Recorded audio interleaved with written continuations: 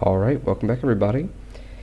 So this is a follow-up on what I was saying about bows in my tier list video, talking about how it could be worth it to put extra points into that past just getting it to master. So master bow is 8, that lets you fire 2 arrows, and then that's typically where I would stop with my bow because there's just not much of a reason to add much more to it. Okay, some skills you get better every single time you put points into it, like dark magic. You know, if per point in dark magic you're doing an extra D something, or however that works out with whatever spell. Immediate benefits. With bows, not so much. It's going to be your best investment just to get the 2 arrows for double damage effectively, and then call it there. But this is kind of my evidence to say that it's not crazy to say putting 60 points into bow could be worth it. So whenever you have the blaster equipped, these are both blasters here, 0 recovery time, you're doing 17 to 37 damage. Well, that's good. It's amazing. You know, that is automatic fire, and we have haste and all that, and the armor isn't affecting anything because we have master chain. There's no penalty for it. But here's the difference. Our chance to hit is actually higher. Okay? Now, there's the argument to be made that we have 40, we have approximately 11 times the skill, but there's just no point to get it much higher than that. If the blaster is hitting every single time at, say, 200, 220, you're even better off. But you're firing 2 arrows plus an enchantment on the bow. So what that translates to is, with the blaster, we're doing 17 to 37 damage.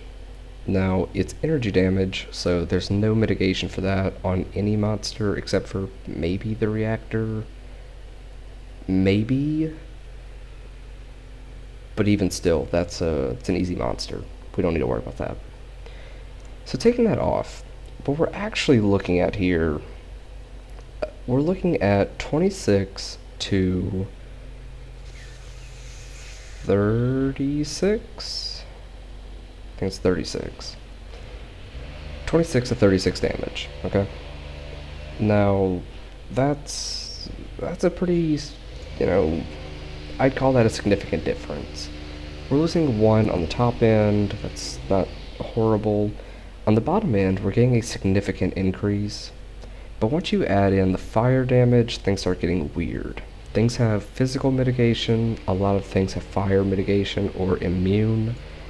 So, is it doing more damage? I'm not sure, but you can still fire just as fast with a bow.